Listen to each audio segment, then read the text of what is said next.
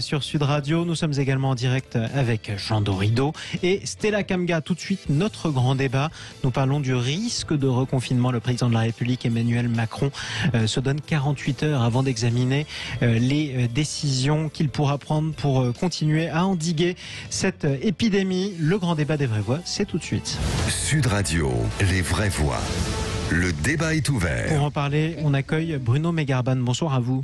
Bonsoir. Vous êtes chef du service de réanimation à l'hôpital Lariboisière à Paris.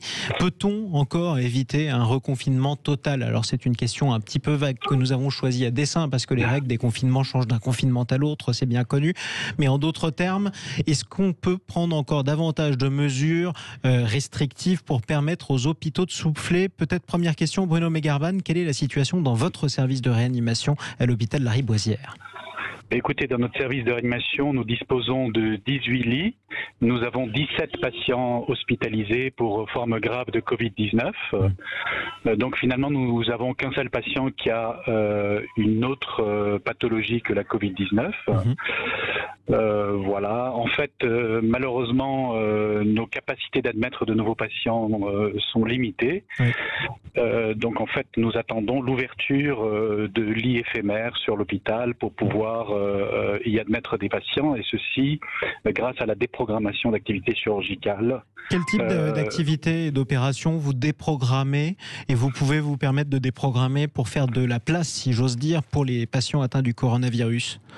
Alors, pour le moment, nous en sommes à un niveau de 40% de déprogrammation. Ce sont essentiellement des chirurgies, on va dire, pour des problématiques fonctionnelles, c'est-à-dire des chirurgies de prothèses articulaires, des chirurgies d'obésité, des chirurgies importantes, mais pas urgentes.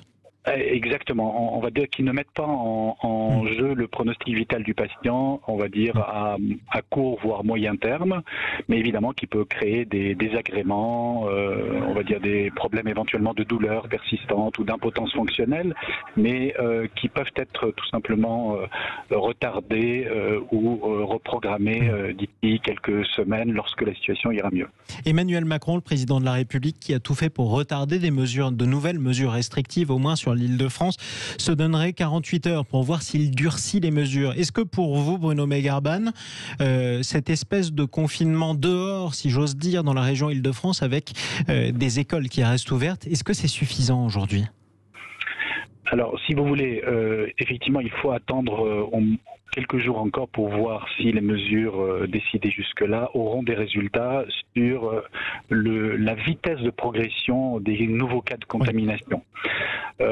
Donc, en fonction, comme vous l'avez dit, si malheureusement, comme un peu prévisible, les résultats ne sont pas satisfaisants, il faudra... Vous y attendez en tout cas vous-même?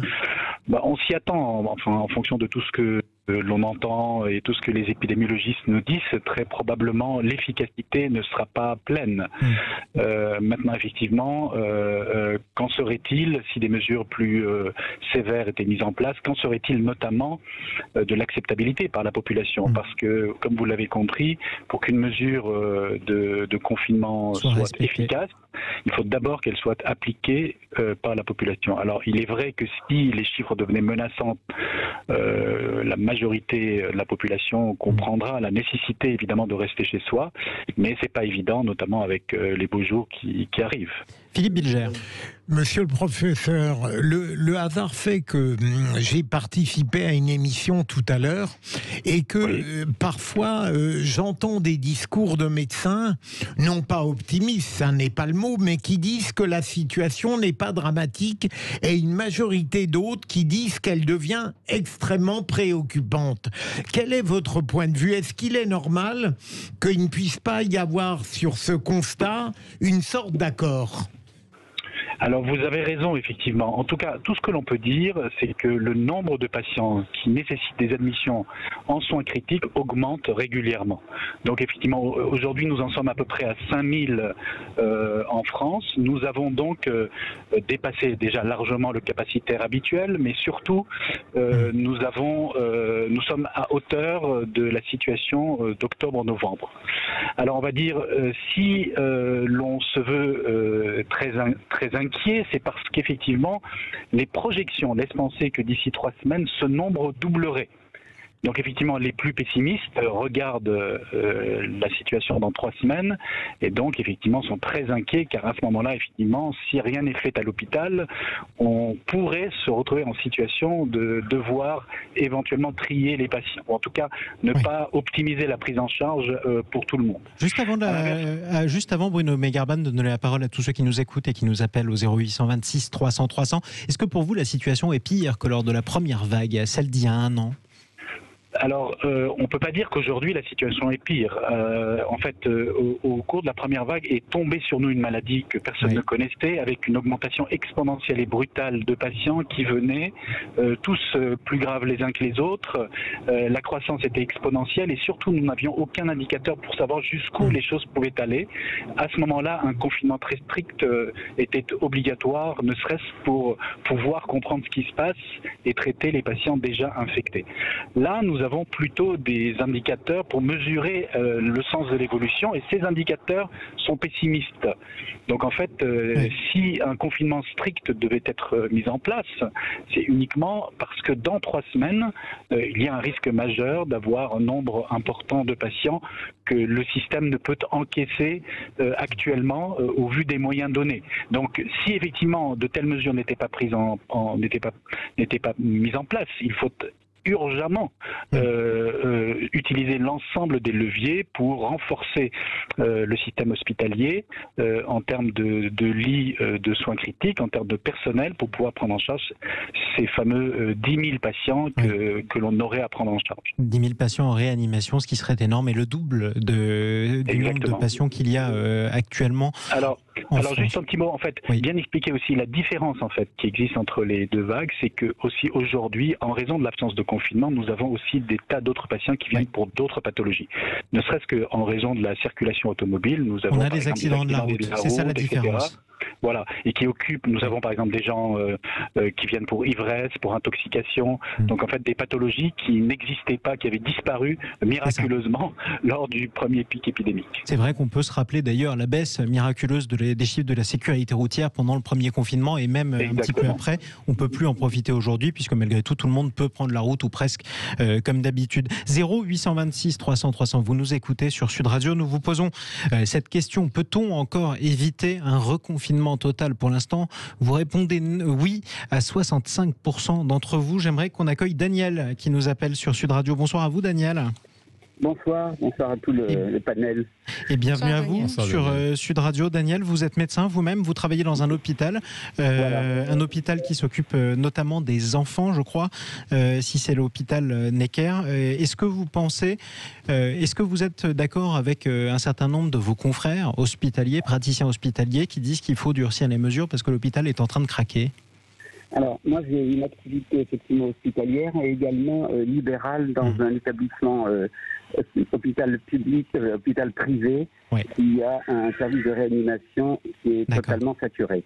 Et je voudrais dire 2 choses, parce qu'on ne va pas s'éterniser, c'est-à-dire que j'adhère totalement à la stratégie qui est retenue par le gouvernement, pour essentiellement 2 raisons. Tout d'abord, par rapport au premier confinement, qui était un confinement drastique, autoritaire, et qu'il y a désormais une conscience individuelle qui existe dans la population française.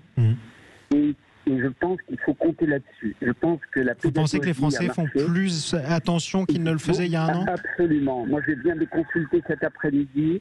J'avais été sollicité par Sud Radio et je savais que j'allais intervenir et je m'en suis sur une vingtaine de patients. J'aurais posé la question et ils m'ont dit mais on n'a pas besoin d'avoir une autorité qui nous interdit de sortir. On n'a pas besoin, on est tout à fait maintenant, on a compris le problème et ça je pense qu'on aura toujours dans la courbe de gauche la partie de jeunes qui veulent sortir et ça sera, on aura beau confiner et reconfiner, on ne pourra pas y dérober, il y aura toujours cette frange de population qui passera outre. Donc la première raison, c'est la conscience individuelle. La deuxième raison, c'est que de toute façon, il y a l'après-confinement, la sortie du confinement. Et on l'a vu. Donc l'effet rebond derrière, certes, aujourd'hui, comme disait Megarban, on est en train de vivre les effets d'il y a 15 jours.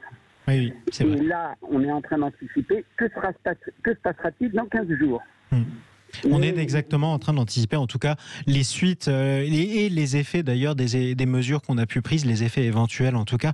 J'aimerais vous remercier mon cher Daniel de nous avoir appelé sur Sud Radio au 0826 300 300. Je rappelle, vous êtes médecin dans un hôpital d'une part et dans une clinique d'autre part. Je vous remercie de nous avoir appelé pour être intervenu dans Les Vraies Voix sur Sud Radio. Bruno Megarban, vous avez entendu malgré tout oui, tout à fait. Ce que disait Daniel justement, c'est-à-dire que ces patients qui disent il n'y a plus besoin de nous interdire de vivre pour qu'on fasse attention.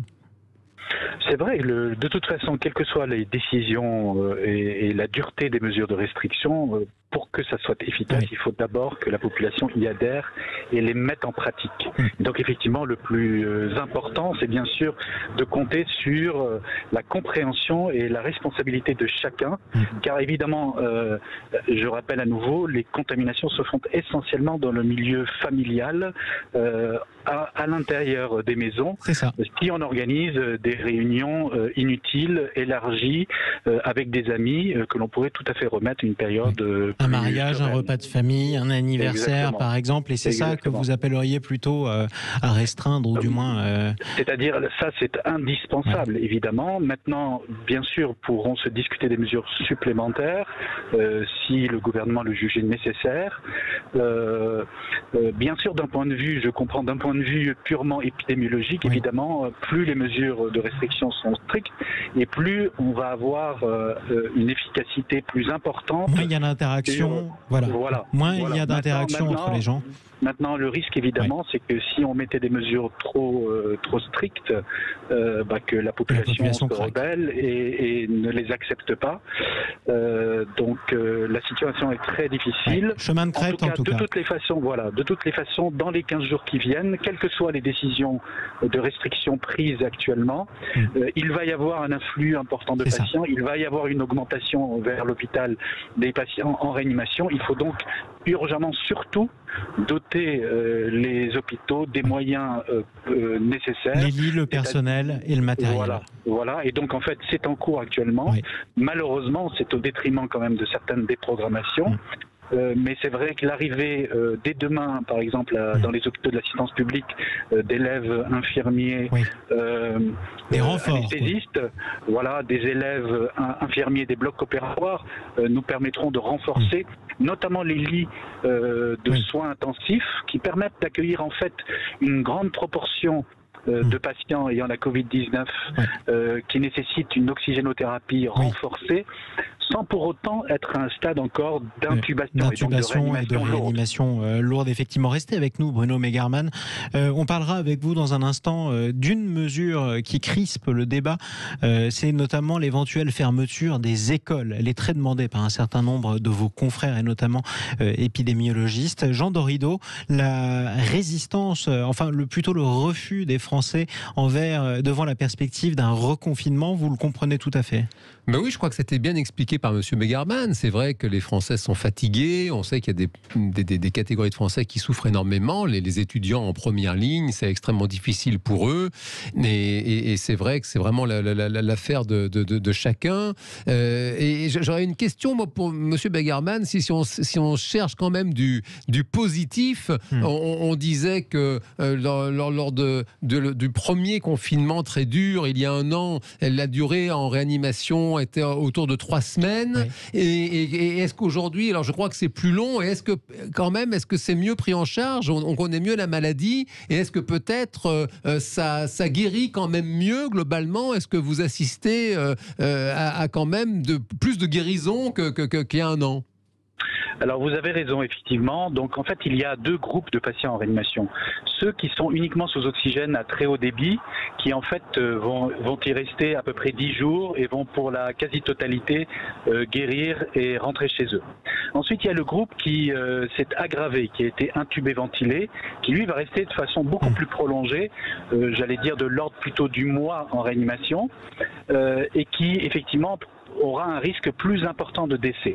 Maintenant, il est vrai que depuis maintenant quelques semaines, on va dire, en raison du rajeunissement des patients, puisque les personnes de plus de 80 ans quasiment ne sont plus là en réanimation, eh bien on assiste à une réduction du taux de décès des patients en réanimation.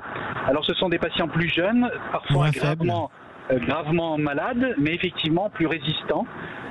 Et finalement, malgré des réanimations extrêmement longues, on arrive à les sortir. Donc très probablement, je m'attends à ce que le taux de décès en réanimation sur cette période, entre guillemets, du 3e rebond épidémique soit bien moindre que celle du second rebond, où là nous avions essentiellement des personnes âgées qui malheureusement avaient entraîné un taux de décès relativement élevé. Donc on va dire à la fois effectivement nous prenons mieux en charge les patients, mais aussi le rajeunissement des patients expliquera une réduction du taux de mortalité. Et il faut savoir au moins se contenter des rares bonnes nouvelles qu'on entend, y compris sur Sud Radio, quand elles nous parviennent justement des hommes de l'art. Jean Dorido ?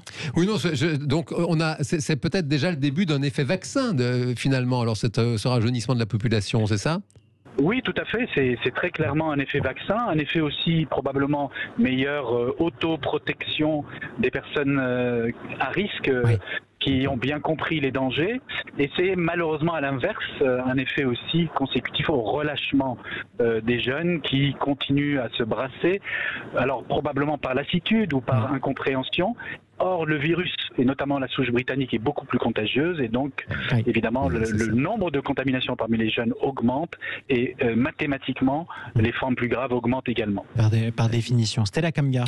Alors là, je vais juste faire ma Philippe David en disant que c'est un petit coup de gueule, parce que on voit bien que M. Bergerman et tous les médecins qu'on a eu jusqu'ici font tout leur possible, ils font vraiment tout ce qu'ils peuvent, que ce soit eux en première ligne ou nos infirmiers, ils font tout vraiment pour nous sortir de cette situation-là, mais actuellement sur les réseaux sociaux, on a vu ce que le chanteur Francis Lalanne a fait, qui n'est justement pas qui appelait les Français notamment à s'embrasser pour refuser les mesures barrières. Non seulement il organise un rassemblement de ses fans, en plus il les encourage à s'entrelacer devant lui. Je ne vous parle même pas des différentes manifestations, des différents RIX qui sont organisés à Amiens. La semaine dernière, on parlait de Toulouse. Non, à un moment donné, il faudrait que ça stoppe. C'est-à-dire que pour le coup, M. Darmanin, au lieu d'envoyer les policiers continuer de fliquer les Français avec les attestations, je ne dis pas qu'il ne faut pas le faire. Je pense qu'il faudrait commencer plutôt par mettre un peu d'ordre dans les rues et empêcher ces jeunes-là de continuer de se contaminer. En fait, c'est vraiment ça mon problème. Parce qu'on voit bien qu'il y a des gens qui font tout, mais vraiment tout pour que nous on sorte de cette situation. Il y a même des Français qui font tout et ils respectent les gestes barrières, ils restent chez eux et tout ça. Ils l'attrapent quand même. Et voilà, ils l'attrapent. Pourquoi ? Parce qu'il y a des enfants qui sortent, il y a des jeunes qui sortent, qui vont à des rassemblements comme ça, qui vont rencontrer leur idole et résultat des courses, on est toujours contaminé. Est-ce que Bruno Megarban, dans votre service, vous voyez arriver des gens qui ont pu être contaminés en lien avec l'école, soit parce que par exemple leur enfant revenait de l'école, qu'il était contaminé, qu'il leur a transmis, ou alors qu'ils étaient enseignants, ou je ne sais, qu'ils connaissaient un enseignant qu'ils ont croisé. Est-ce que ça se retrouve jusque dans vos services de réanimation ou pas du tout ? Alors oui, ça peut se retrouver. Maintenant, c'est toujours difficile, en fait, à notre stade en réanimation, de remonter la chaîne de contamination. Mais très clairement, les contaminations intrafamiliales sont très importantes. Nous avons, par exemple, parfois des couples, le mari et la femme contaminés en réanimation, tous les deux gravement infectés. Parfois, nous avons le père et le fils. Donc, c'est vrai que les contaminations intrafamiliales sont en première position. Alors, je ne pense pas que l'école en soi soit un foyer plus important de contamination qu'un autre endroit, mais évidemment c'est un foyer aussi possible de contamination, et le nombre de contaminations à l'école augmente de fait, car les contaminations augmentent partout. Mais en soi, il ne faut pas, on va dire, plus focaliser sur l'école qu'ailleurs. Malgré tout, il faut toujours savoir que les enfants, notamment qui ont moins de 11 ans, sont moins à risque non seulement d'être contaminés, mais aussi de contaminer. Par contre, le problème est plus important au niveau des lycéens, fin de collège et début et voilà, qui ont cette vie autour de l'école, qui se retrouvent dehors de l'école, éventuellement ensemble au bas des immeubles, et qui malheureusement se contaminent autant que le feraient des adultes. Une dernière question pour vous, Bruno Megarban, Philippe Bilger. Monsieur le professeur, hier, tout à l'heure, notre invité médecin a indiqué qu'il approuvait la politique du gouvernement. Est-ce que, sans vouloir rentrer dans un débat politique d'ailleurs que vous refuseriez.